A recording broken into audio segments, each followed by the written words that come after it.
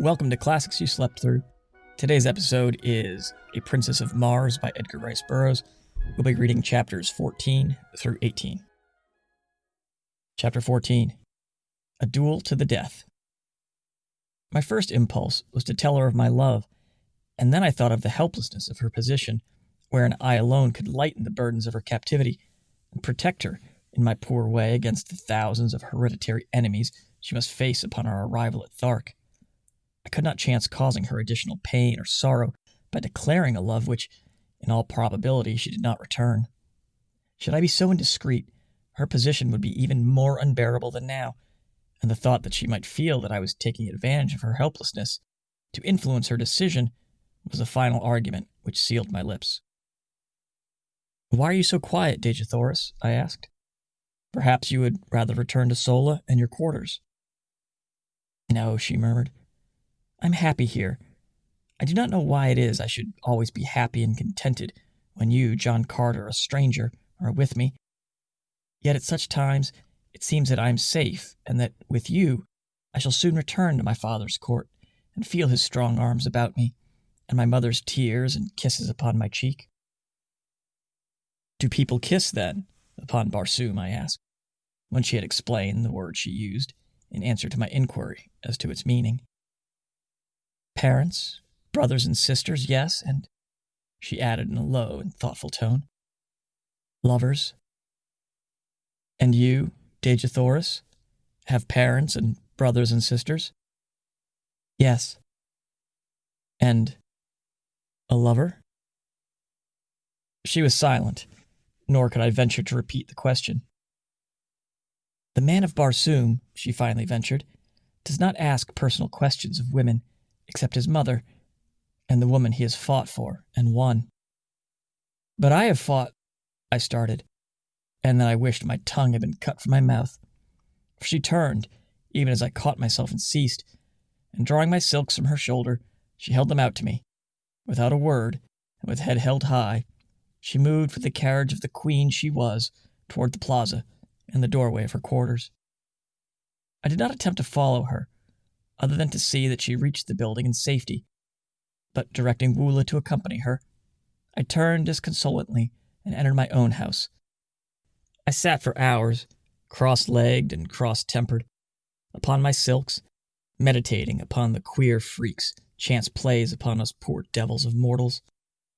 So this was love. I had escaped it for all the years I had roamed the 5 continents and their encircling seas, in spite of beautiful women and urging opportunity, in spite of a half-desire for love and a constant search for my ideal. It had remained for me to fall furiously and hopelessly in love with a creature from another world, of a species similar, possibly, yet not identical with mine. A woman who was hatched from an egg and whose span of life might cover 1,000 years, whose people had strange customs and ideas. A woman whose hopes, whose pleasures, whose standards of virtue and of right and wrong might vary as greatly from mine as did those of the green Martians. Yes, I was a fool, but I was in love, and though I was suffering the greatest misery I had ever known, I would not have had it otherwise for all the riches of Barsoom. Such is love, and such are lovers wherever love is known. To me, Dejathoris was all that was perfect, all that was virtuous and beautiful and noble and good. I believed that from the bottom of my heart, from the depth of my soul on that night in Korad, as I sat cross-legged upon my silks, while the nearer moon of Barsoom raced through the western sky toward the horizon and lighted up the gold and marble, the jeweled mosaics of my world-old chamber. And I believe it today as I sit at my desk in the little study overlooking the Hudson. 20 years have intervened. For 10 of them, I lived and fought for Dejathoris and her people, and for 10, I have lived upon her memory. The morning of our departure for Thark dawned clear and hot, as do all Martian mornings, except for the 6 weeks when the snow melts at the poles. I sought out Dejathoris in the throng of departing chariots, but she turned her shoulder to me. I could see the red blood mount to her cheek. With the foolish inconsistency of love, I held my peace, when I might have pled ignorance of the nature of my offense, or at least the gravity of it, and so have effected, at worst, a half-conciliation. My duty dictated that I must see that she was comfortable, and so I glanced at her chariot and rearranged her silks and furs. In doing so, I noted with horror that she was heavily chained by one ankle to the side of the vehicle. "What does this mean?" I cried, turning to Sola. "Sarkoja thought it best," she answered, her face betokening her disapproval of the procedure. Examining the manacles, I saw they were fastened with a massive spring lock. "Where's the key, Sola? Let me have it." "Sarkoja wears it, John Carter," she answered. I turned without further word and sought out Tars Tarkas, to whom I vehemently objected to the unnecessary humiliations and cruelties, as they seemed to my lover's eyes, that were being heaped upon Dejathoris.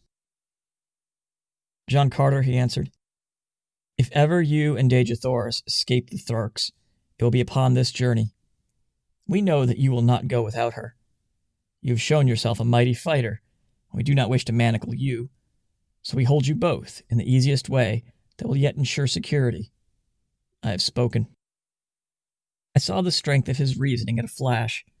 I knew that it were futile to appeal from his decision, but I asked that the key be taken from Sarkoja, and that she be directed to leave the prisoner alone in the future. "This much, Tars Tarkas, you may do for me in return for the friendship that, I must confess, I feel for you." "Friendship," he replied. "There is no such thing, John Carter. But have your will. I shall direct that Sarkoja cease to annoy the girl, and I, myself, will take the custody of the key." "Unless you wish me to assume the responsibility," I said, smiling. He looked at me long and earnestly before he spoke. "Were you to give me your word that neither you nor Dejathoris would attempt to escape until after we have safely reached the court of Tal Hajus, you might have the key and throw the chains into the river Is." "It were better that you held the key, Tars Tarkas," I replied. He smiled and said no more, but that night, as we were making camp, I saw him unfasten Dejathoris' fetters himself. With all his cruel ferocity and coldness, there was an undercurrent of something in Tars Tarkas which he seemed ever battling to subdue. Could it be a vestige of some human instinct come back from an ancient forebear to haunt him with the horror of his people's ways? As I was approaching Dejathoris' chariot, I passed Sarkoja, and the black, venomous look she accorded me was the sweetest balm I had felt for many hours. Oh, Lord, how she hated me! It bristled from her so palpably that one might almost have cut it with a sword. A few moments later, I saw her deep in conversation with a warrior named Zad, a big, hulking, powerful brute, but one who had never made a kill among his own chieftains, and a second name only with the metal of some chieftain. It was this custom which entitled me to the names of either of the chieftains I had killed. In fact, some of the warriors addressed me as Dotar Sojat, a combination of the surnames of the two warrior chieftains whose metal I had taken, or, in other words, whom I had slain in a fair fight. As Sarkoja talked with Zad, he cast an occasional glance in my direction, while she seemed to be urging him very strongly to some action. I paid it little attention at the time, but the next day I had good reason to recall the circumstances, and at the same time gain a slight insight into the depths of Sarkoja's hatred and the lengths to which she was capable of going to wreak her horrid vengeance on me. Dejathoris would have none of me again on this evening, and though I spoke her name, she neither replied nor conceded by so much as the flutter of an eyelid that she realized my existence. In my extremity, I did what most other lovers would have done. I sought word from her through an intimate. In this instance, it was Sola whom I intercepted in another part of camp. "What is the matter with Dejathoris?" I blurted out at her. "Why will she not speak to me?" Sola seemed puzzled herself, as though such strange actions on the part of two humans were quite beyond her, as indeed they were, poor child. "She says you have angered her, and that is all she will say, except that she is the daughter of a Jed and the granddaughter of a Jedak, and she has been humiliated by a creature who could not polish the teeth of her grandmother Sorak." I pondered over this report for some time, finally asking, "What might a Sorak be, Sola?" "A little animal about as big as my hand, which the Red Martian women keep to play with," explained Sola. Not fit to polish the teeth of her grandmother's cat. I must rank pretty low in the consideration of Dejathoris, I thought, but I could not help laughing at the strange figure of speech. So homely, and in this respect so earthly. It made me homesick, for it sounded very much like not fit to polish her shoes. And then commenced a train of thought quite new to me. I began to wonder what my people at home were doing.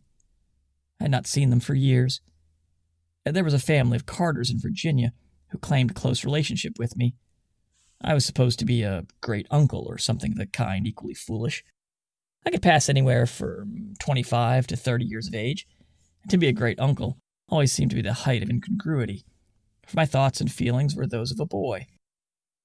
There was 2 little kiddies in the Carter family, whom I had loved, and who had thought there was none on earth like Uncle Jack.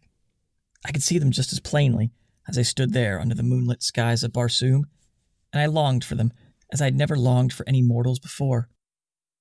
By nature a wanderer, I had never known the true meaning of the word home, but the great hall of the Carters had always stood for all that the word did mean to me, and now my heart turned toward it from the cold and unfriendly peoples I had been thrown amongst. For did not even Dejathoris despise me? I was a low creature, so low in fact I was not even fit to polish the teeth of her grandmother's cat.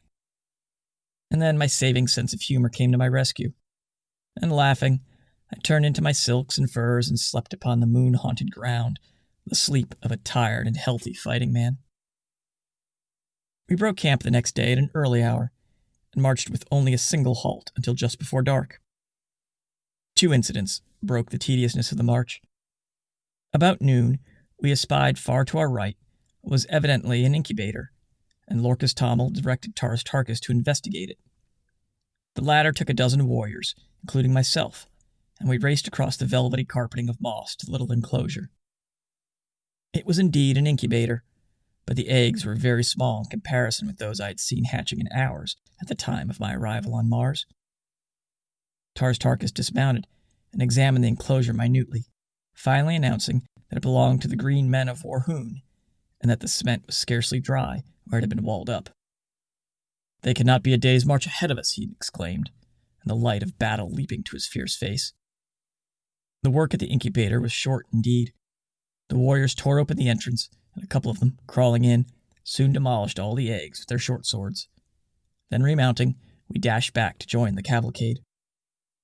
During the ride, I took occasion to ask Taras Tarkas if these Warhoons whose eggs we had destroyed were a smaller people than his Tharks. "I noticed their eggs were so much smaller than those I saw hatching in your incubator," I added. He explained the eggs had just been placed there, but, like all green Martian eggs, they would grow during the 5-year period of incubation until they obtained the size of those I had seen hatching on the day of my arrival on Barsoom. This was indeed an interesting piece of information, for it always seemed remarkable to me that the green Martian women, large as they were, could bring forth such enormous eggs as I had seen the 4-foot infants emerging from. As a matter of fact, the new-laid egg is but a little larger than an ordinary goose egg, and as it does not commence to grow until subjected to the light of the sun, the chieftains have had little difficulty in transporting several hundred of them at one time from the storage vaults to the incubators. Shortly after the incident of the Warhoon eggs, we halted to rest the animals, and it was during this halt that the second of the day's interesting episodes occurred. I was engaged in changing my riding cloths from one of my thoats to the other, for I divided the day's work between them, when Zad approached me, without a word, struck my animal a terrific blow with his longsword.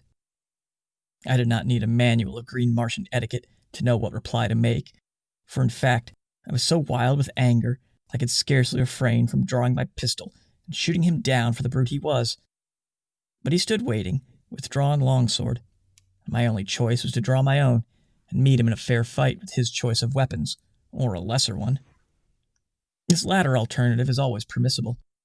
Therefore, I could have used my short sword, my dagger, my hatchet, or my fists had I wished, and been entirely within my rights, but I could not use firearms or a spear, while he held only his longsword.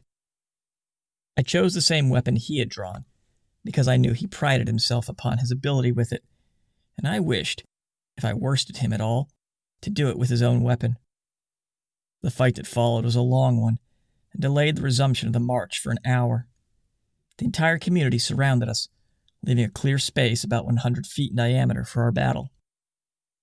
Zad first attempted to rush me down as a bull might a wolf, but I was much too quick for him, and each time I sidestepped his rushes, he would go lunging past me, only to receive a nick from my sword upon his arm or back. He was soon streaming blood from half a dozen minor wounds, but I could not obtain an opening to deliver an effective thrust. Then he changed his tactics, and fighting warily and with extreme dexterity, he tried to do by science what he was unable to do by brute strength. I must admit that he was a magnificent swordsman. Had it not been for my greater endurance and the remarkable agility the lesser gravitation of Mars lent me, I might not have been able to put up the credible fight I did against him. We circled for some time without doing much damage on either side, the long, straight, needle-like swords flashing in the sunlight and ringing out upon the stillness as they crashed together with each effective parry. Finally, Zad, realizing that he was tiring more than I, evidently decided to close in and end the battle in a final blaze of glory for himself. Just as he rushed me, a blinding flash of light struck full in my eyes so that I could not see his approach and could only leap blindly to one side in an effort to escape the mighty blade that it seemed I could already feel in my vitals. I was only partially successful, as a sharp pain in my left shoulder attested, but in the sweep of my glance, as I sought again to locate my adversary, my sight met an astonished gaze which paid me well for the wound that temporary blindness had caused me. There, upon Dejathoris's chariot, stood 3 figures, for the purpose of evidently witnessing the encounter above the heads of the intervening Tharks.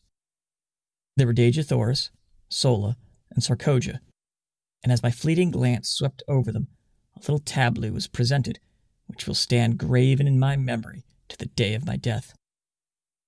As I looked, Dejathoris turned upon Sarkoja with the fury of a young tigress and struck something from her upraised hand, something which flashed in the sunlight as it spun to the ground. Then I knew what had blinded me at that crucial moment of the fight, and how Sarkoja had found a way to kill me without herself delivering the final thrust. Another thing I saw too, which almost lost my life for me then and there, for it took my mind for the fraction of an instant entirely from my antagonist. For, as Dejathoris struck the tiny mirror from her hand, Sarkoja, her face livid with hatred, baffled rage, whipped out her dagger and aimed a terrific blow at Dejathoris. And then Sola, our dear and faithful Sola, sprang between them. The last I saw was the great knife descending upon her shielding breast. My enemy had recovered from his thrust and was making it extremely interesting for me, so I reluctantly gave my attention to the work in hand, but my mind was not upon the battle. We rushed each other furiously time after time till, suddenly, feeling the sharp point of his sword at my breast in a thrust I could neither parry nor escape, I threw myself upon him with outstretched sword, and with all the weight of my body, determined that I would not die alone if I could prevent it. I felt the steel tear into my chest. All went black before me. My head whirled in dizziness, and I felt my knees giving beneath me. Chapter 15. Sola tells me her story. When consciousness returned, and, as I soon learned, I was down but a moment, I sprang quickly to my feet, searching for my sword, and there I found it, buried to the hilt in the green breast of Zad, who lay stone dead upon the ochre moss of the ancient sea bottom. As I regained my full senses, I found his weapon piercing my left breast, but only through the flesh and muscles which cover my ribs, entering near the center of my chest and coming out below the shoulder. As I had lunged, I had turned so that his sword merely passed beneath the muscles, inflicting a painful but not dangerous wound.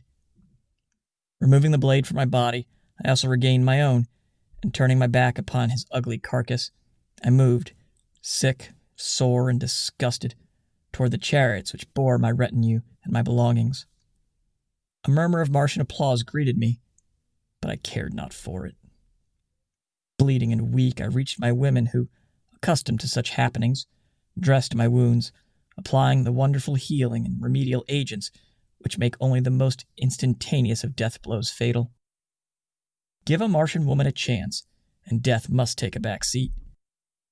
They soon had me patched up so that, except for weakness from loss of blood and a little soreness around the wound, I suffered no great distress from this thrust, which, under earthly treatment, undoubtedly would have put me flat on my back for days. As soon as they were through with me, I hastened to the chariot of Dejathoris, where I found my poor Sola, with her chest swathed in bandages, but apparently little the worse for her encounter with Sarkoja, whose dagger, it seemed, had struck the edge of one of Sola's metal breast ornaments, and, thus deflected, had inflicted but a slight flesh wound. As I approached, I found Dejathoris, lying prone upon her silks and furs, her lithe form racked with sobs. She did not notice my presence, nor did she hear me speaking with Sola, who was standing a short distance from the vehicle. "Is she injured?" I asked of Sola, indicating Dejathoris by an inclination of my head. "No," she answered. "She thinks that you are dead." "And that her grandmother's cat may now have no one to polish its teeth?" I queried, smiling. "I think you wrong her, John Carter," said Sola.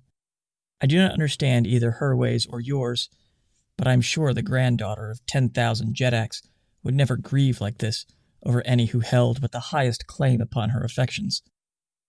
They are a proud race, but they are just, as are all Barsoomians, and you must have hurt or wronged her grievously, that she will not admit your existence living, though she mourns you dead. Tears are a strange sight upon Barsoom," she continued, "and so it is difficult for me to interpret them. I have seen but 2 people weep in all my life other than Dejathoris. One wept from sorrow, the other from baffled rage. The first was my mother, years ago, before they killed her. The other was Sarkoja, when they dragged her from me today." "Your mother!" I exclaimed. "But Sola, you could have not known your mother, child." "But I did, and my father also," she added. "If you would like to hear the strange and un-Barsoomian story, come to the chariot tonight, John Carter. I will tell you that of which I have never spoken in all my life before. And now the signal has been given to resume the march. You must go." "I will come tonight, Sola," I promised. "Be sure to tell Dejathoris I am alive and well. I shall not force myself upon her, and be sure that you do not let her know I saw her in tears. If she would speak with me, I but await her command." Sola mounted the chariot, which was swinging into its place in line, and I hastened to my waiting thoat and galloped to my station beside Tarstarchus at the rear of the column. We made a most imposing and awe-inspiring spectacle as we strung out across the yellow landscape, the 250 ornate and brightly colored chariots, preceded by an advanced guard of some 200 mounted warriors and chieftains, riding 5 abreast and 100 yards apart, and followed by a like number in the same formation, with a score or more of flankers on either side. The 50 extra mastodons, or heavy draught animals, known as zitidars, and the 500 or 600 extra thoats, and the warriors running loose within the hollow square formed by the surrounding warriors. The gleaming metal and jewels of the gorgeous ornaments of the men and women, duplicated in the trappings of the zitidars and thoats, and interspersed with the flashing colors of magnificent silks and furs and feathers, lent a barbaric splendor to the caravan which would have turned an East Indian potentate green with envy. The enormous broad tires of the chariots and the padded feet of the animals brought forth no sound from the moss-covered sea bottom, and so we moved in utter silence, like some huge phantasmagoria, except when the stillness was broken by the guttural growling of a goaded zitidar or the squealing of the fighting thoats. The green Martians converse but little, and then usually in monosyllables, low and like the faint rumbling of distant thunder. We traversed a trackless waste of moss which, bending to the pressure of broad tire or padded foot, rose up again behind us, leaving no sign that we had passed. We might indeed have been the race of the departed dead upon the dead sea of that dying planet, for all the sound or sign we made in passing. It was the first march of a large body of men and animals I had ever witnessed, which raised no dust and left no spoor, for there is no dust upon Mars, except in the cultivated districts during the winter months, and even then The absence of high winds renders it almost unnoticeable. We camped that night at the foot of the hills we had been approaching for 2 days, which marked the southern boundary of this particular sea. Our animals had been 2 days without drink, nor had they had water for nearly 2 months, not since shortly after leaving Thark.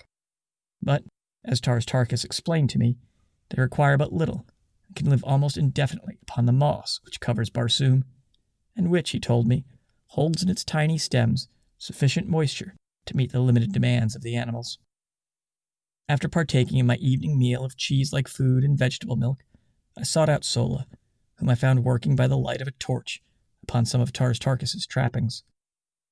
She looked up at my approach, her face lighting with pleasure and with welcome. "I'm glad you came," she said.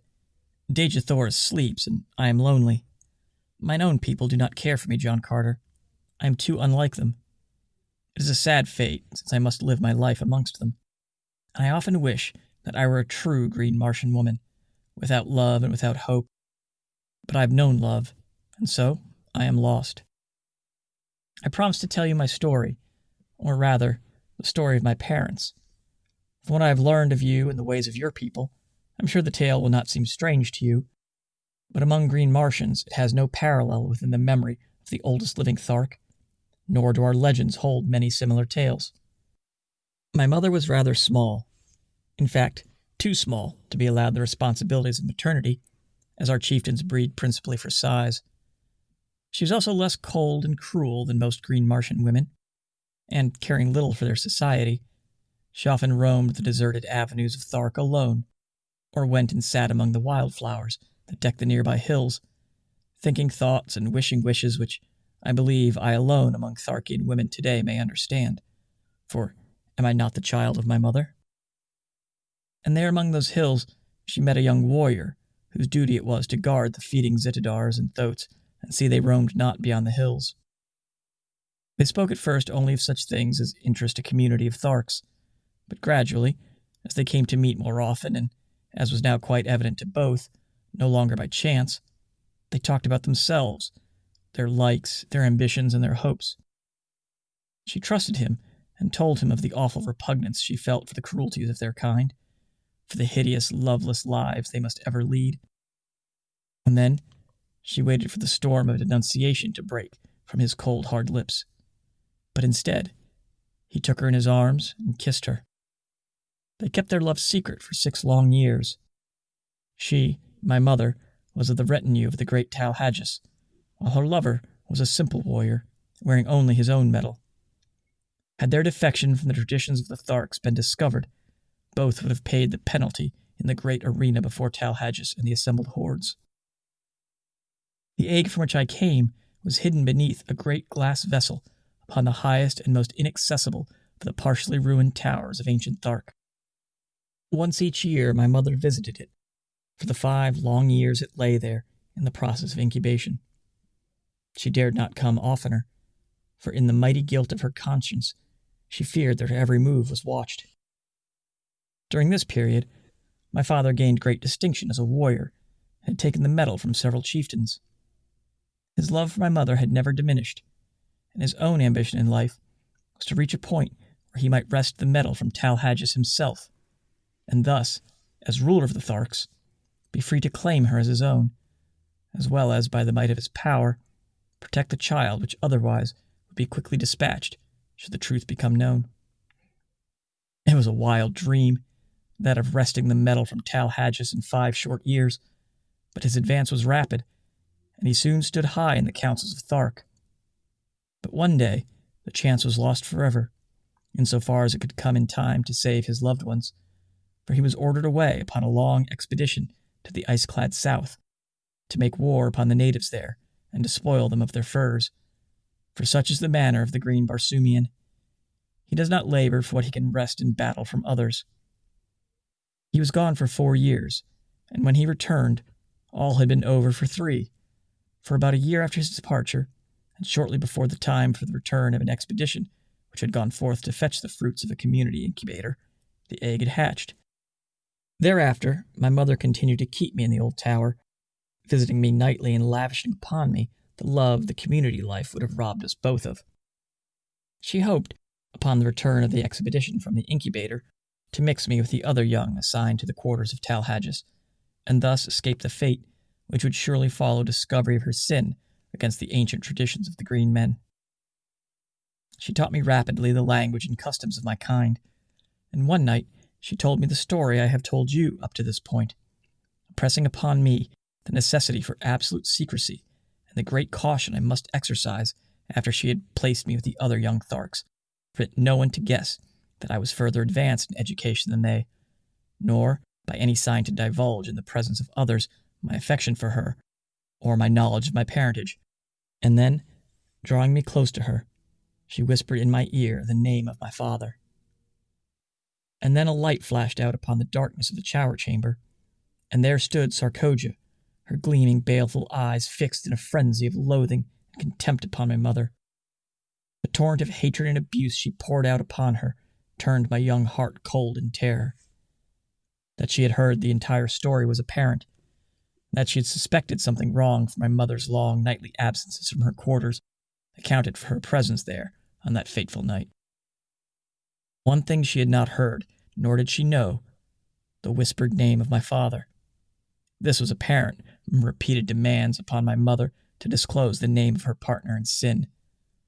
But no amount of abuse or threats could wring this from her, and to save me from needless torture she lied, for she told Sarkoja that she alone knew, nor would she even tell her child.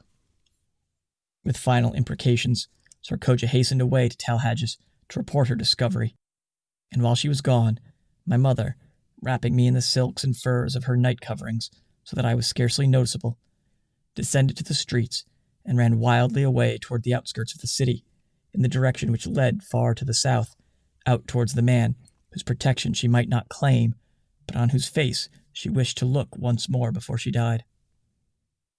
As we neared the city's southern extremity, a sound came to us from across the mossy flat, from the direction of the only pass through the hills which led to the gates, the pass by which caravans from either north or south or east or west would enter the city.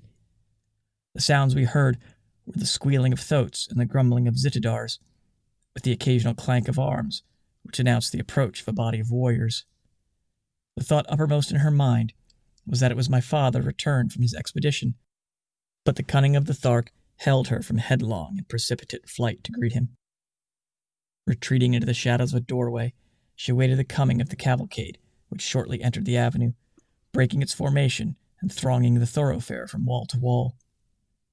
As the head of the procession passed us, the lesser moon swung clear of the overhanging roofs and lit up the scene with all the brilliancy of her wondrous light.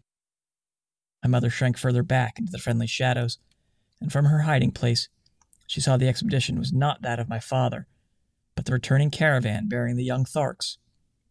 Instantly her plan was formed, and as a great chariot swung close to our hiding place, she slipped stealthily in upon the trailing tailboard, crouching low in the shadow of the high side, straining me to her bosom in a frenzy of love.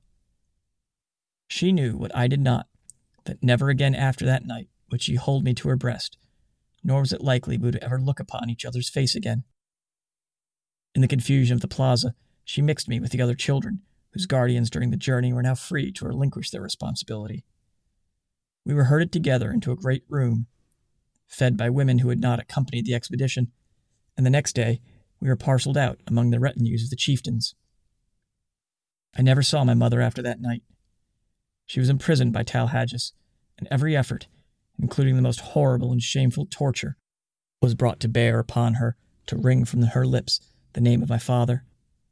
But she remained steadfast and loyal, dying at last amidst the laughter of Talhages and his chieftains during some awful torture she was undergoing. I learned afterwards that she told them that she had killed me to save me from a like fate at their hands, that she had thrown my body to the white apes. Sarkoja alone disbelieved her, and I feel to this day that she suspects my true origin, but does not dare expose me, at the present at all events, because she also guesses, I am sure, the identity of my father. When he returned from his expedition and learned the story of my mother's fate, I was present, as Talhages told him, but never by the quiver of a muscle did he betray the slightest emotion. Only he did not laugh as Talhages gleefully described her death struggles. From that moment on, he was the cruelest of the cruel, and I am awaiting the day when he shall win the goal of his ambition and feel the carcass of Talhagius beneath his foot, for I am sure that he but waits the opportunity to wreak a terrible vengeance, and that his great love is as strong in his breast as when it first transfigured him nearly 40 years ago, as I am certain that we sit upon here the edge of a world-old ocean while sensible people sleep, John Carter. And your father, Sola, is he with us now? I asked. Yes, she replied, but he does not know me for what I am, nor does he know who betrayed my mother to Talhagius. I alone know my father's name, and only I and Talhagius and Sarcoja know that it was she who carried the tale that brought death and torture upon her he loved. We sat silent for a few moments, she wrapped in the gloomy thoughts of her terrible past, and I in pity for the poor creatures whom the heartless, senseless customs of their race had doomed to loveless lives of cruelty and of hate. Presently she spoke. John Carter, if ever a real man walked the cold, dead bosom of Barsoom, you are one. I know that I can trust you, because the knowledge may someday help you, or him, or Dejathoris, or myself. I'm going to tell you the name of my father, nor place any restrictions or conditions upon your tongue. When the time comes, speak the truth if it seems best to you. I trust you, because I know that you are not cursed with the terrible trait of absolute and unswerving truthfulness, that you could lie like one of your own Virginia gentlemen, if a lie would save others from sorrow or suffering. My father's name is Tars Tarkas. Chapter 16. We Plan Escape.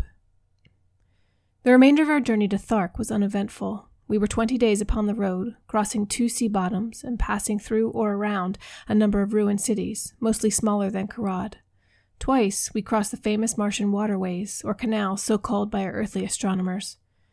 When we approached these points, a warrior would be sent far ahead with a powerful field glass, and if no great body of red Martian troops was in sight, we would advance as close as possible without chance of being seen, and then camp until dark, when we would slowly approach the cultivated tract, and, locating one of the numerous broad highways which cross these areas at regular intervals, creep silently and stealthily across to the arid lands upon the other side.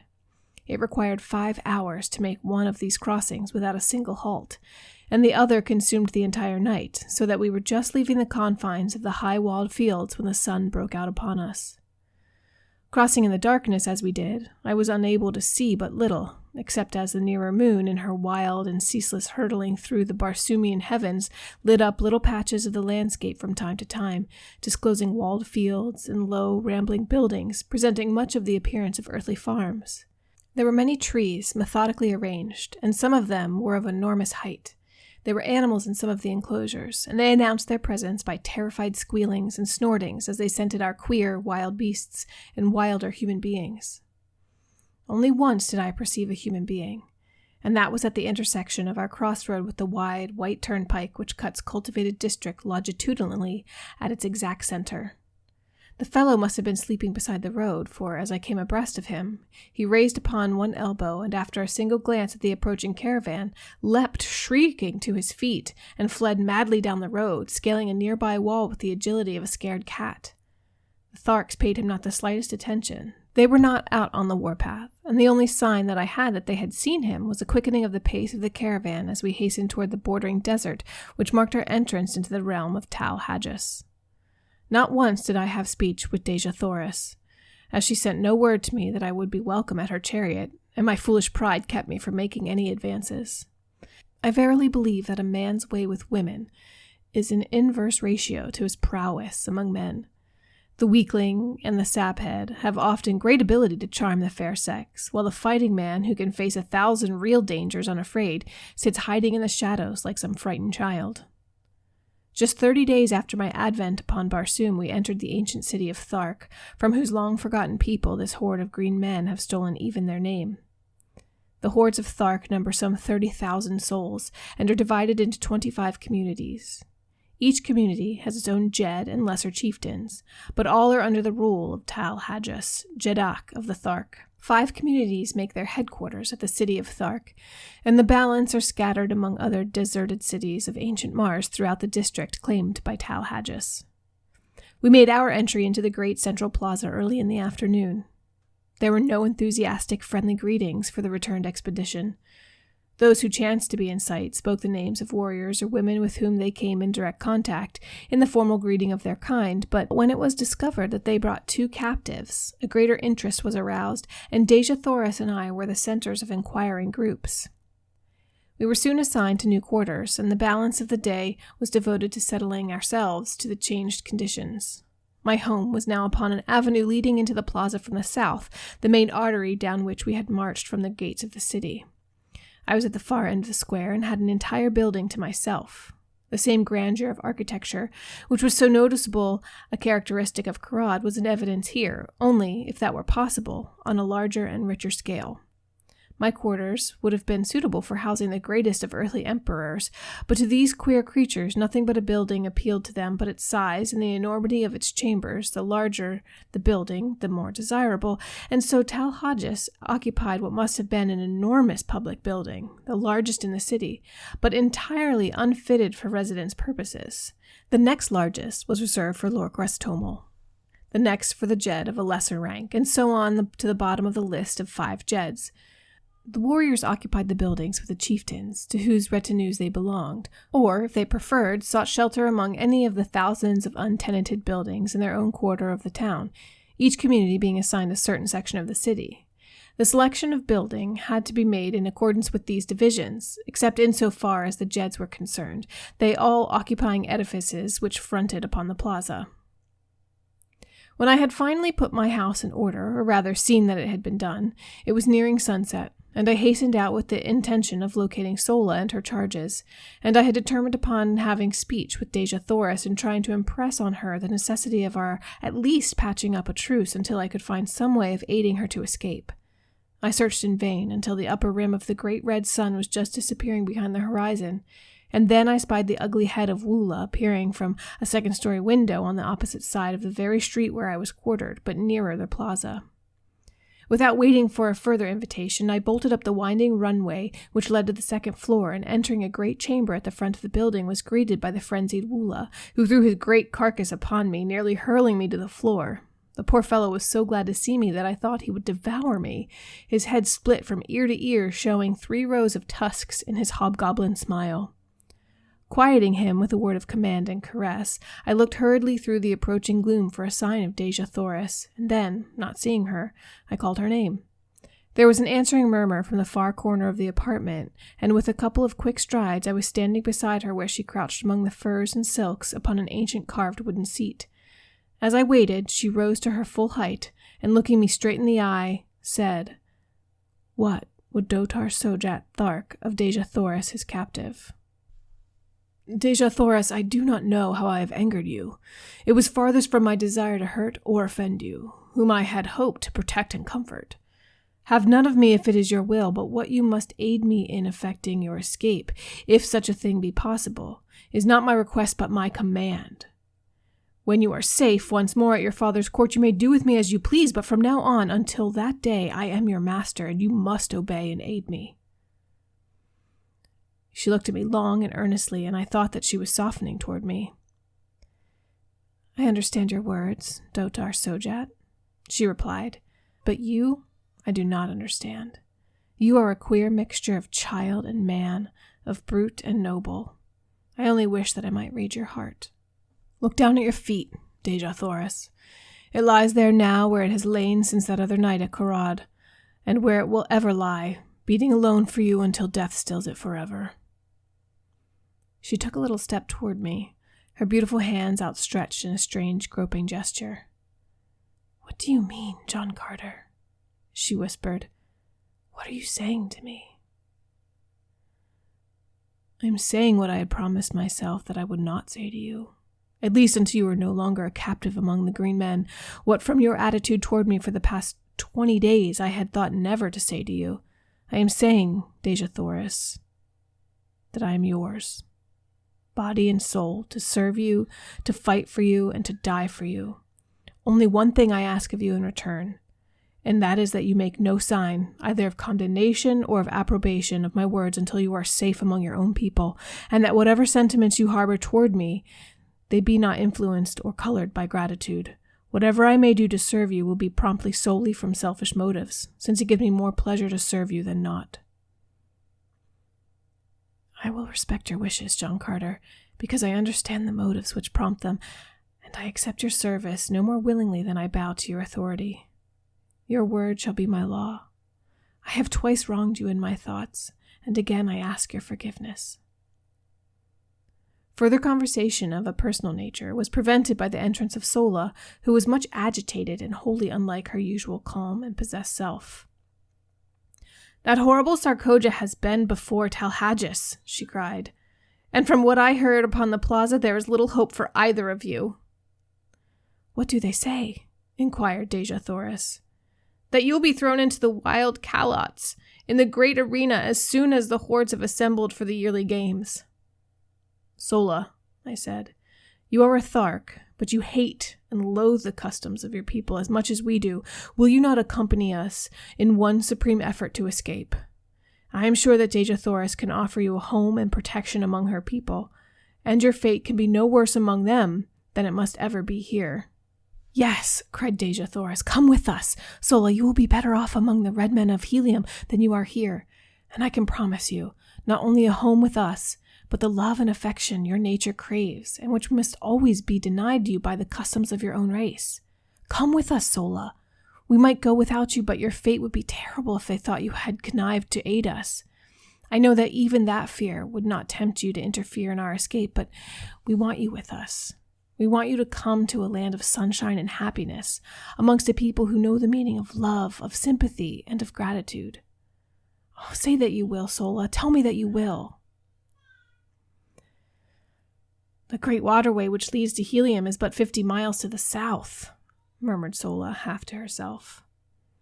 "A swift boat might make it there in 3 hours, and then to Helium it is 500 miles, most of the way through thinly settled districts. They would know, and they would follow us. We might hide among the great trees for a time, but the chances are small indeed for escape. They would follow us to the very gates of Helium, and they would take toll of life at every step. You do not know them." "Is there no other way we might reach Helium?" I asked. "Can you not draw me a rough map of the country we must traverse, Dejah Thoris?"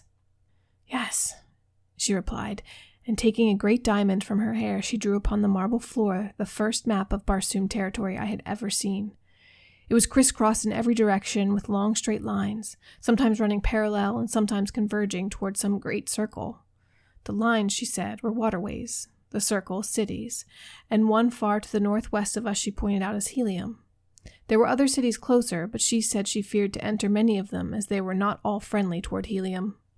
Finally, after studying the map carefully in the moonlight which now flooded the room, I pointed out a waterway far to the north of us which also seemed to lead to Helium. "Does this not pierce your grandfather's territory?" I asked.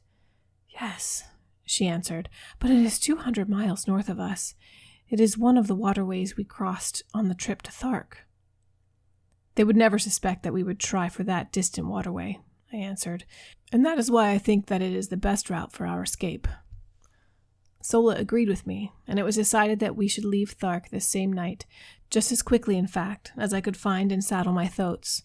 Sola was to ride one, and Dejah Thoris and I the other, each of us carrying sufficient food and drink to last us for 2 days, since the animals could not be urged too rapidly for so long a distance. I directed Sola to proceed with Dejah Thoris along one of the less frequented avenues to the southern boundary of the city, where I would overtake them with the thoats as quickly as possible. Then, leaving them to gather what food, silks, and furs we were to need, I slipped quietly to the rear of the first floor and entered the courtyard, where our animals were moving restlessly about, as was their habit, before settling down for the night. In the shadows of the buildings and out beneath the radiance of the Martian moons moved the great herd of thoats and zitidars, the latter grunting their low gutturals, and the former occasionally emitting the sharp squeal which denotes the most habitual state of rage in which these creatures pass their existence. They were quieter now, owing to the absence of man, but as they scented me they became more restless, and their hideous noise increased.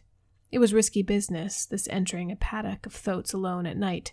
First, because their increasing noisiness might warn the nearby warriors that something was amiss, and also because for the slightest cause, for no cause at all, some great bull thoat might take it upon himself to lead a charge upon me. Having no desire to awaken their nasty tempers upon such a night as this, where so much depended upon secrecy and dispatch, I hugged the shadows of the buildings, ready at an instant's warning to leap to the safety of a nearby door or window. Thus I moved silently to the great gates which opened upon the street at the back of the court, and I neared the exit I called softly to my 2 animals. How I thanked the kind Providence which had given me the foresight to win the love and confidence of these wild, dumb brutes, for presently from the far side of the court I saw 2 huge bulks forcing their way toward me through the surging mountains of flesh.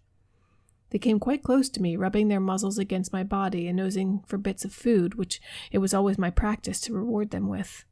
Opening the gates, I ordered the 2 great beasts to pass out, and then slipping quietly after them, I closed the portals behind me.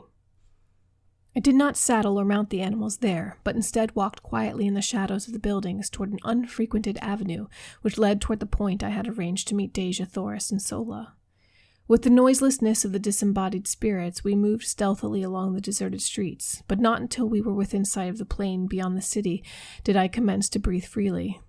I was sure that Sola and Deja Thoris would find no difficulty in reaching our rendezvous undetected, but with my great thoats I was not so sure for myself, as it was quite unusual for warriors to leave the city after dark. In fact, there was no place for them to go within any but a long ride. I reached the appointed meeting place safely, but as Deja, Thoris, and Sola were not there, I led my animals into the entrance hall of one of the large buildings. Presuming that one of the other women of the same household may have come in to speak to Sola and so delay their departure, I did not feel any undue apprehension until nearly an hour had passed without a sign of them, and by the time another half-hour had crawled away, I was becoming filled with grave anxiety. Then there broke upon the stillness of the night the sound of an approaching party, which, from the noise, I knew could be no fugitives creeping stealthily toward liberty. Soon the party was near me, and from the black shadows of my entryway, I perceived a score of mounted warriors who, in passing, dropped a dozen words that fetched my heart clean to the top of my head. He would likely have arranged to meet them just without the city, and so... I heard no more. They had passed on, but it was enough. Our plan had been discovered, and the chances for escape from now on to the fearful end would be small indeed. My one hope now was to return undetected to the quarters of Deja Thoris and learn what fate had overtaken her. But how to do it with these great monstrous thoats upon my hands, now that the city probably was aroused by the knowledge of my escape, was a problem of no mean proportions.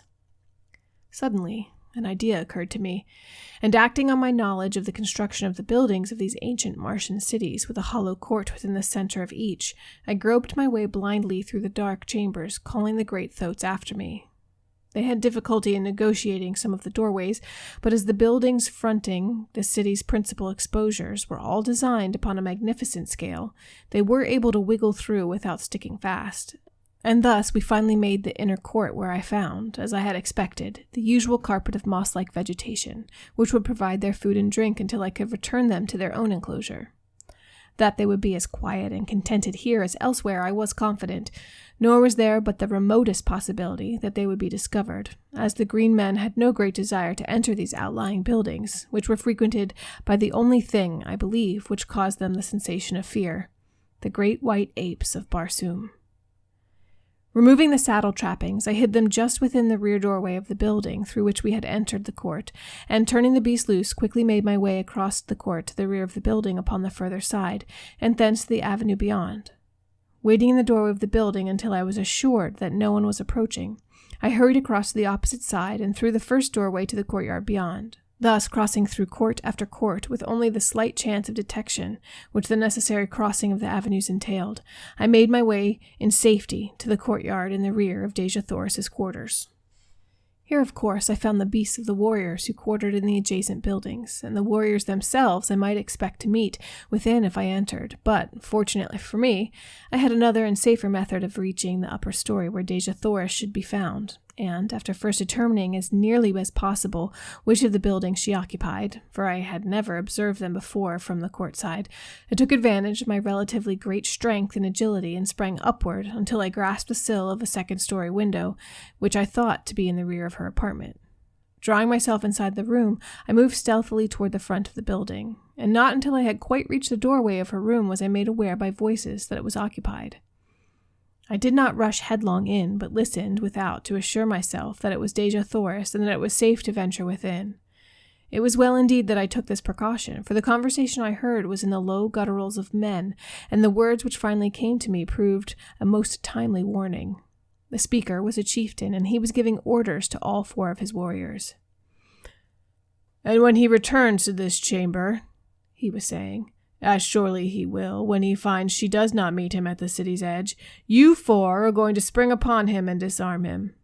It will require the combined strength of all of you to do it, if the reports they bring back from Karat are correct. When you have him fast bound, bear him to the vaults beneath the Jedak's quarters, and chain him securely where he may be found when Talhajas wishes him. Allow him to speak to none, nor permit any other to enter this apartment before he comes. There will be no danger of the girl returning, for by this time she is safe in the arms of Talhajas, and may all her ancestors have pity upon her, for Talhajas will have none. The great Sarkoja has done a noble knight's work. I go, and if you fail to capture him when he comes, I commend your carcasses to the cold bosom of Is." Chapter 17. A Costly Recapture. As the speaker ceased, he turned to leave the apartment by the door where I was standing, but I needed to wait no longer. I had heard enough to fill my soul with dread, and stealing quietly away, I returned to the courtyard by the way I had come. My plan of action was formed upon the instant, and crossing the square and the bordering avenue upon the opposite side, I soon stood within the courtyard of Talhajas.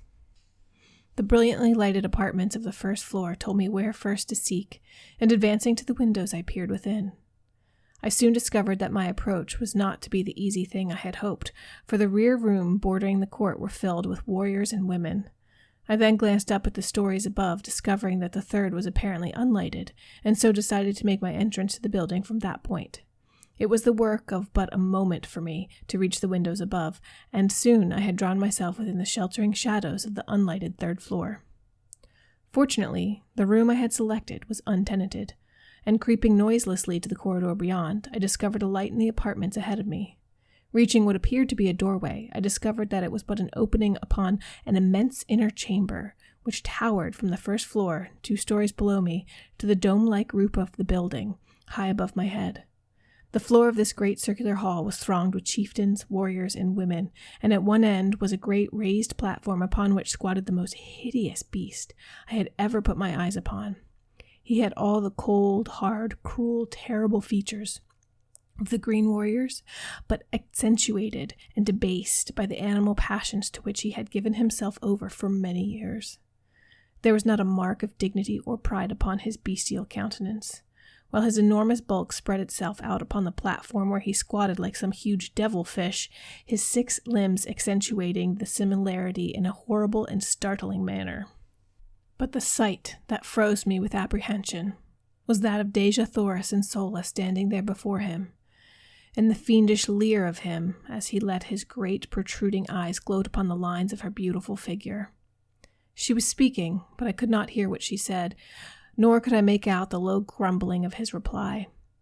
She stood there erect before him, her head held high, and even at the distance I was from them, I could read the scorn and disgust upon her face as she let her haughty glance rest without sign of fear upon him. She was indeed the proud daughter of 1,000 Jedaks, every inch of her dear, precious little body, so small, so frail beside the towering warriors around her, but in her majesty dwarfing them into insignificance, she was the mightiest figure among them, and I verily believe that they felt it. Presently, Talhajas made a sign that the chamber be cleared, and that the prisoners be left alone before him. Slowly the chieftains, the warriors, and the women melted away into the shadows of the surrounding chambers, and Deja Thoris and Sola stood alone before the Jedak of the Tharks. One chieftain alone had hesitated before departing. I saw him standing in the shadows of a mighty column, his fingers nervously toying with the hilt of his great sword, and his cruel eyes bent in implacable hatred upon Talhajas. It was Tars Tarkas, and I could read his thoughts as they were an open book for the undisguised loathing upon his face. He was thinking of that other woman who, 40 years ago, had stood before this beast, and could I have spoken a word into his ear at that moment, the reign of Talhagas would have been over. But finally, he also strode from the room, not knowing that he left his own daughter at the mercy of the creature he most loathed. Talhagas arose, and I, half fearing, half anticipating his intentions, hurried to the winding runway which led to the floors below. No one was near to intercept me, and I reached the main floor of the chamber unobserved, taking my station in the shadow of the same column that Tartarchus had but just deserted. As I reached the floor, Talhagas was speaking. "Princess of Helium, I might wring a mighty ransom from your people would I but return you to them unharmed, but 1,000 times rather would I watch that beautiful face writhe with the agony of torture. It shall be long drawn out, that I promise you. 10 days of pleasure were all too short to show the love I harbor for your race. The terrors of your death shall haunt the slumbers of the red men through all the ages to come. They will shudder in the shadows of the night as their fathers tell them of the awful vengeance of the green men, of the power and might and hate and cruelty of Talhagas. But before the torture, you shall be mine for 1 short hour, and word of that too shall go forth to Tardas Mors, Jeddak of Helium, your grandfather, that he may grovel upon the ground in the agony of his sorrow. Tomorrow the torture will commence. Tonight, thou art Talhagas's. Come." He sprang down from the platform and grasped her roughly by the arm, but scarcely had he touched her than I leaped between them. My short sword, sharp and gleaming, was in my right hand. I could have plunged it into his putrid heart before he realized that I was upon him.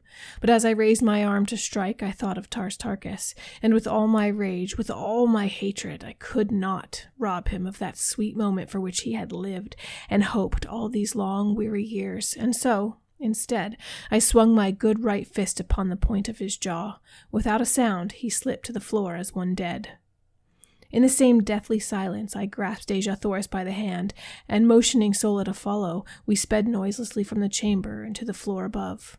Unseen, we reached a rear window, and with the straps and leather of my trappings, I lowered first Sola, then Dejah Thoris to the ground below. Dropping lightly after them, I drew them rapidly around the court in the shadows of the buildings, and thus we returned over the same course I had so recently followed from the distant boundary of the city. We finally came upon my thoats in the courtyard where I had left them, and placing the trappings upon them, we hastened through the building to the avenue beyond. Mounting Sola upon one beast and Dejah Thoris behind me upon the other, we rode from the city of Thark through the hills to the south. Instead of circling back around the city to the northwest and toward the nearest waterway, which lay so short a distance from us, we turned to the northeast and struck out upon the mossy waste across which, for 200 dangerous and weary miles, lay another main artery leading to Helium. No word was spoken until we had left the city far behind, but I could hear the quiet sobbing of Dejah Thoris as she clung to me with her dear head resting against my shoulder. "If we make it, my chieftain, the debt of Helium will be a mighty one, greater than she can ever pay you. And should we not make it," she continued, "the debt is no less, though Helium will never know, for you have saved the last of our line from worse than death."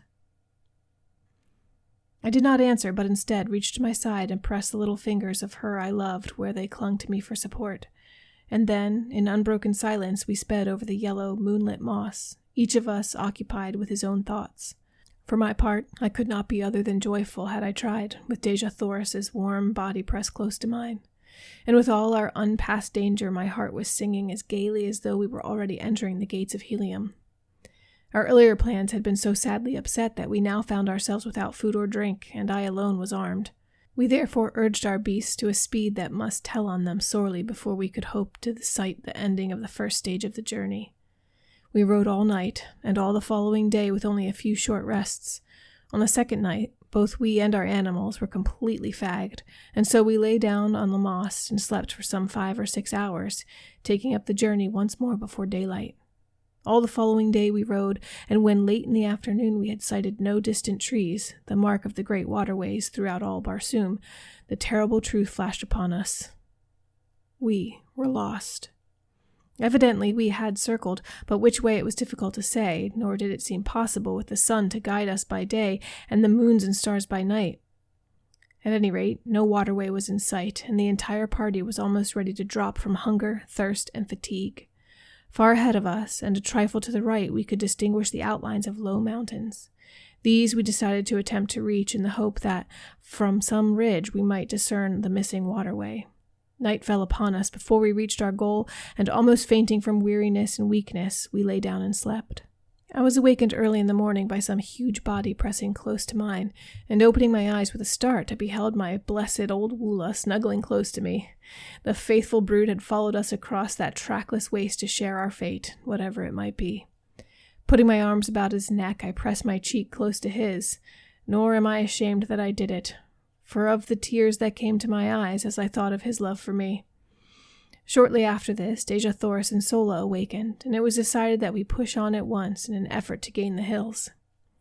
We had gone scarcely a mile when I noticed that my thoat was commencing to stumble and stagger in a most pitiful manner, although we had not attempted to force them out of a walk since about noon of the preceding day.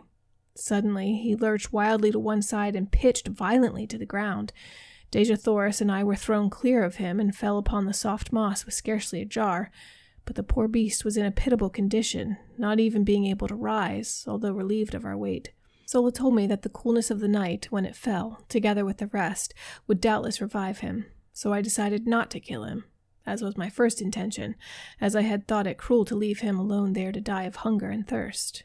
Relieving him of his trappings, which I flung down beside him, we left the poor fellow to his fate, and pushed on with the one thoat as best we could. Sola and I walked, making Deja Thoris ride, much against her will. In this way we had progressed to within about a mile of the hills we were endeavoring to reach, when Deja Thoris, from her point of vantage upon the thoat, cried out that she saw a great party of mounted men filing down from a pass in the hills several miles away. Sola and I both looked in the direction she indicated, and there, plainly discernible, were several hundred mounted warriors. They seemed to be headed in a southwesterly direction, which would take them away from us. They doubtless were Thark warriors who had been sent out to capture us, and we breathed a great sigh of relief that they were traveling in the opposite direction. Quickly lifting Deja Thoris up from the thoat, I commanded the animal to lie down, and we three did the same, presenting as small an object as possible for fear of attracting the attention of the warriors toward us. We could see them as they filed out of the pass, just for an instant, before they were lost to view behind a friendly ridge. To us, a most providential ridge, since had they been in view for any great length of time, they scarcely would have failed to discover us. As what proved to be the last warrior came into view from the pass, he halted, and to our consternation, he threw his small but powerful field glass to his eye and scanned the sea bottom in all directions. Evidently, he was a chieftain, for in certain marching formations among the green men, a chieftain brings up the extreme rear of the column. As his glass swung toward us, our hearts stopped in our breasts, and I could feel the cold sweat start from every pore in my body. Presently, it swung full upon us and stopped. The tension on our nerves was near the breaking point, and I doubt if any of us breathed for the few moments he held us covered by his glass. And then he lowered it, and we could see him shout a command to the warriors who passed from our sight behind the ridge. He did not wait for them to join him, however. Instead, he wheeled his thoat and came tearing madly in our direction. There was but one slight chance that we must take quickly. Raising my strange Martian rifle to my shoulder, I sighted and touched the button which controlled the trigger. There was a sharp explosion, and the missile reached its goal, and the charging chieftain pitched backward from his flying mount. Springing to my feet, I urged the thoat to rise and directed Sola to take Deja Thoris with her upon him and make a mighty effort to reach the hills before the green warriors were upon us. I knew that in the ravines and gullies they might find a temporary hiding place, and even though they died there of hunger and thirst, it would be better so than that they fell into the hands of the Tharks. Forcing my 2 revolvers upon them as a slight means of protection, and as a last resort, as an escape for themselves from the horrid death which recapture would surely mean, I lifted Deja Thoris in my arms and placed her upon the thoat behind Sola, who had already mounted at my command. "Goodbye, my princess," I whispered. "We may meet in Helium yet. I have escaped from worse plights than this." And I tried to smile as I lied. "What?" she cried. "Are you not coming with us?" "How may I, Deja Thoris? Someone must hold these fellows off for a while, and I can better escape them alone than the 3 of us could together." She sprang quickly from the thoat, and throwing her dear arms about my neck, turned to Sola, saying with quiet dignity, "Fly, Sola. Deja Thoris remains to die with the man she loves." Those words are engraved upon my heart. Ah, Gladly, I would give up my life 1,000 times, could I only hear them once again. But I could not then give even a second to the rapture of her sweet embrace, and pressing my lips to hers for the first time, I picked her up bodily and tossed her into the seat behind Sola again, commanding the latter in peremptory tones to hold her there by force, and then, slapping the thoat upon the flank, I saw them borne away, Dejathoris struggling to the last to free herself from Sola's grasp. Turning, I beheld the green warriors mounting the ridge and looking for their chieftain. In a moment they saw him, and then me, but scarcely had they discovered me than I commenced firing, laying flat upon my belly in the moss. I had an even 100 rounds in the magazine of my rifle, and another 100 in the belt at my back, and I kept up a continuous stream of fire until I saw all of the warriors who had been first returned from behind the ridge either dead or scurrying to cover. My respite was short-lived, however, for soon the entire party, numbering some 1,000 men, came charging into view, racing madly toward me. I fired until my rifle was empty, and they were almost upon me. And then, a glance showing me that Dejathoris and Sola had disappeared among the hills, I sprang up, throwing down my useless gun, and started away in the direction opposite to that taken by Sola and her charge. If Martians had an exhibition of jumping, it was granted those astonished warriors on that day long years ago, but while it led them away from Dejathoris, it did not distract their attention from endeavoring to capture me. They raced wildly after me until finally my foot struck a projecting piece of quartz, and down I went sprawling upon the moss. As I looked up, they were upon me, and although I drew my long sword in an attempt to sell my life as dearly as possible, it was soon over. I reeled beneath their blows, which fell upon me in perfect torrents. My head swam. All was black, and I went down beneath them to oblivion. Chapter 18. Chained in Warhoon. It must have been several hours before I regained consciousness, and I well remember the feeling of surprise which swept over me as I realized that I was not dead. I was lying among a pile of sleeping silks and furs in the corner of a small room in which were several green warriors, and bending over me was an ancient and ugly female. As I opened my eyes, she turned to one of the warriors, saying, "He will live, O Jed." "'Tis well," replied the one so addressed, rising and approaching my couch. "He should render rare sport for the great games." And now, as my eyes fell upon him, I saw that he was no Thark, for his ornaments and metal were not of that horde. He was a huge fellow, terribly scarred about the face and chest, and with one broken tusk and a missing ear. Strapped on either breast were human skulls, and depending from those a number of dried human hands. His reference to the great games, of which I had heard so much while among the Tharks, convinced me that I had but jumped from purgatory into Gehenna. After a few more words with the female, during which she assured him that I was now fully fit to travel, the Jed ordered that we mount and ride after the main column. I was strapped securely to as wild and unmanageable a thoat as I had ever seen, and with a mounted warrior on either side to prevent the beast from bolting, we rode forth at a furious pace in pursuit of the column. My wounds gave me but little pain, so wonderfully and rapidly had the applications and injections of the female exercised their therapeutic powers, and so deftly had she bound and plastered the injuries. Just before dark, we reached the main body of troops shortly after they had made camp for the night. I was immediately taken before the leader, who proved to be the Jedak of the hordes of Warhoon. Like the Jed who had brought me, he was frightfully scarred and also decorated with the breastplate of human skulls and dried hands, which seemed to mark all the greater warriors among the Warhoons, as well as to indicate their awful ferocity, which greatly transcends even that of the Tharks. The Jedak Bar-Komas, who was comparatively young, was the object of fierce and jealous hatred of his old lieutenant Dak-Kova, the Jed who had captured me, and I could not but note the almost studied efforts which the latter made to affront his superior. He entirely omitted the usual formal salutation as we entered the presence of the Jedak, and as he pushed me roughly before the ruler, he exclaimed in a loud and menacing voice, "I have brought a strange creature wearing the metal of a Thark, whom it is my pleasure to have battle with a wild thoat at the great games. He will die as Bar-Komas, your Jedak, sees fit, if at all," replied the young ruler, with emphasis and dignity.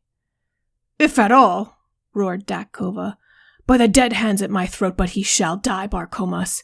No maudlin weakness on your part shall save him. Oh, would that Warhoon be ruled by a real Jedak rather than by a water-hearted weakling whom from even old Dak-Kova could tear the metal with his bare hands." Bar-Komas eyed the defiant and insubordinate chieftain for an instant, his expression one of haughty, fearless contempt and hate, and then, without drawing a weapon and without uttering a word, he hurled himself at the throat of his defamer. I never before had seen two Green Martian warriors battle with nature's weapons, and the exhibition of animal ferocity which ensued was as fearful a thing as the most disordered imagination could picture. They tore at each other's eyes and ears with their hands, and with their gleaming tusks repeatedly slashed and gored until both were fairly cut to ribbons from head to foot. Barcomas had much the better of the battle, as he was stronger, quicker, and more intelligent. It soon seemed that the encounter was done, saving only the final death thrust when Barcomas slipped in breaking away from a clinch.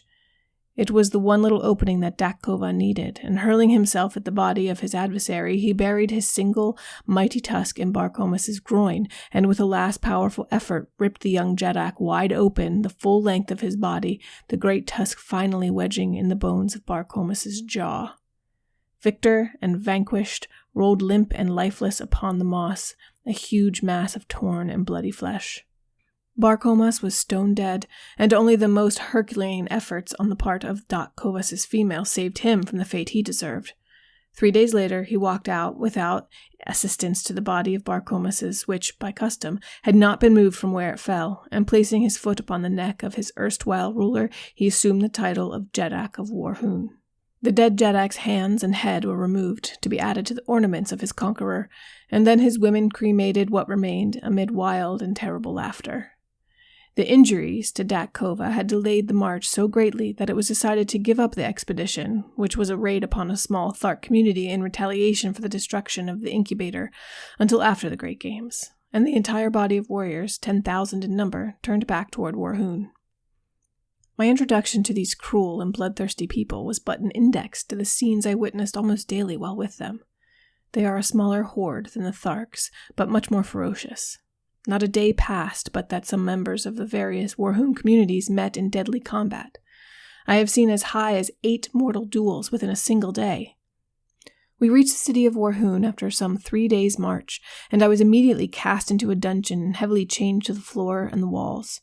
Food was brought me at intervals, but owing to the utter darkness of the place, I do not know whether I lay there days or weeks or months. It was the most horrible experience of all my life, and that my mind did not give way to the terrors of that inky blackness has been a wonder to me ever since. The place was filled with creeping, crawling things. Cold, sinuous bodies passed over me when I lay down, and in the darkness I occasionally caught glimpses of gleaming, fiery eyes fixed in horrible intentness upon me. No sound reached me from the world above, and no word would my jailer vouchsafe when my food was brought me, although I at first bombarded him with questions. Finally, all the hatred and maniacal loathing for these awful creatures who had placed me in this horrible place was centered by my tottering reason upon this single emissary who represented to me the entire horde of the Warhoons. I had noticed that he always advanced with his dim torch to where he could place the food within my reach, and as he stooped to place it upon the floor, his head was about on level with my breast. So with the cunning of a madman, I backed into the far corner of my cell when I next heard him approaching, and gathering a little slack of the great chain which held me in my hand, I waited, crouching like some beast of prey.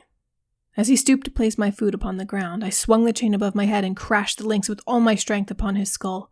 Without a sound, he slipped to the floor, stone dead. Laughing and chattering like the idiot I was fast becoming, I fell upon his prostrate form, my fingers feeling for his dead throat. Presently, they came in contact with a small chain at the end of which dangled a number of keys. The touch of my fingers on these keys brought back my reason with the suddenness of thought. No longer was I a gibbering idiot, but a sane, reasoning man with the means of escape within my very hands. As I was groping to remove the chain from about my victim's neck, I glanced up into the darkness to see 6 pairs of eyes gleaming, fixed, unwinking upon me. Slowly they approached, and slowly I shrank back from the awful horror of them. Back into my corner, I crouched, holding my hands, palms out, before me, and stealthily on came the awful eyes until they reached the dead body at my feet. Then slowly they retreated, but this time with a strange grating sound, and finally they disappeared in some black and distant recess of my dungeon. Thanks for listening to Classics You Slept Through's, a presentation of A Princess of Mars, chapters 14 to 18. Come back for the next episode when we discuss these chapters.